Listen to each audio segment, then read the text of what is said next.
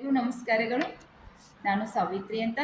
ದ್ವಿತೀಯ PUC ಕನ್ನಡ ವಿಷಯಕ್ಕೆ ಸಂಬಂಧಪಟ್ಟಂತಹ 2 ಅಂಕದ ಪ್ರಶ್ನೋತ್ತರಗಳನ್ನು ನಿಮ್ಮ ಮುಂದೆ ಪ್ರಸ್ತುತಪಡಿಸುತ್ತಿದ್ದೇನೆ. ಇದು ವಿದ್ಯಾರ್ಥಿಗಳ ಇಚ್ಛೆಯ ಮೇರೆಗೆ ಅಂತಂದ ಆಯ್ಕೆ ಇದೆ ನಮ್ಮ ಕೈಯಲ್ಲಿ ಅಂತ ನೇಮಿಚಂದ್ರ ಅವರು ಬರೆದಂತಹ ಈ ಒಂದು ಪಾಠದ ಪ್ರಶ್ನೋತ್ತರಗಳು.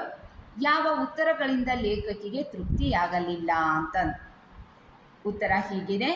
ಕಿಡ್ನಿ ಸ್ಟೋನ್ ಯಾಕಾಗುತ್ತೆ ತಿಳಿದುಕೊಳ್ಳಬೇಕಿತ್ತು. ಅಯ್ಯೋ, ಕೆಲವರಿಗೆ ಆಗುತ್ತೆ, ಕೆಲವರಿಗೆ ಇಲ್ಲ. ಇಂತಹ ಉತ್ತರಗಳಿಂದ ಲೇಖಕಿಗೆ ತೃಪ್ತಿಯಾಗಲಿಲ್ಲ. ನೋಡಿ, ಅಷ್ಟೇ ಅಲ್ಲದೆ ಅವರವರ ಅದೃಷ್ಟ ಅನ್ನೋ ಮಾತುಗಳನ್ನು ಕೇಳಿ ಲೇಖಕಿಗೆ ತೃಪ್ತಿಯಾಗಲಿಲ್ಲ ಅಂತಂದು ಬರೀರಿ. 2ನೇ ಪ್ರಶ್ನೆ, ಕಮಲಮ್ಮ ಮೇಡಮ್ ವೈದ್ಯರ ಯಾವ ಸಲಹೆಯನ್ನು ರೂಢಿಸಿಕೊಂಡರು? ಕಮಲಮ್ಮ ಮೇಡಮ್ ಅವರು ವೈದ್ಯರ ಸಲಹೆಯಂತೆ ಯಥೇಚ್ಛವಾಗಿ ನೀರನ್ನು ಕುಡಿಯಲಿಕ್ಕೆ ಪ್ರಾರಂಭಿಸಿದರು. ಅದೇ ರೀತಿಯಾಗಿ ತಮ್ಮ ಆಹಾರದಲ್ಲಿ ಬದಲಾವಣೆಯನ್ನು ಕೂಡ ತಂದುಕೊಂಡರು ಅಂತಂದು ಬರೀರಿ ಮಕ್ಕಳ.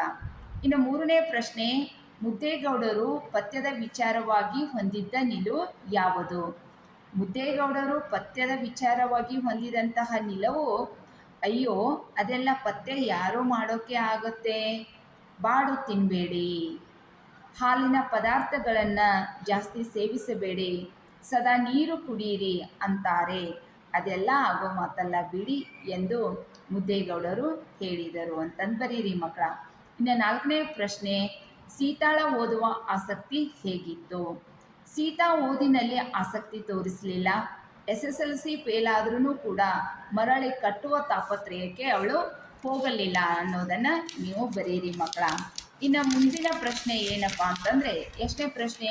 5ನೇ ಪ್ರಶ್ನೆ, ಸೀತಾಳ ಬಯಕೆ ನಂಬಿಕೆಗಳು ಹೇಗಿದ್ದವು? ಸೀತಾ ಥಟ್ಟನೆ ಎಲ್ಲ ಸರಿ ಹೋಗಿ ಬಿಡಬೇಕು ಎಂದು ಬಯಸುತ್ತಿದ್ದಳು.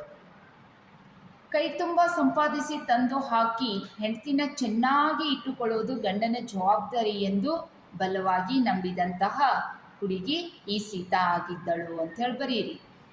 6ನೇ ಪ್ರಶ್ನೆ, ತಾನು ಅದೃಷ್ಟವಂತೆ ಎಂದು ಲೇಖಕಿ ಭಾವಿಸಲು ಕಾರಣವೇನು? ಅಲ್ಲಿ ಲೇಖಕಿ ಹೇಳ್ತಾ ಇದ್ದಾಳೆ, ಹೌದು ಕಣೆ, ಖಂಡಿತವಾಗಿಯೂ ನಾನು ಅದೃಷ್ಟವಂತೆ.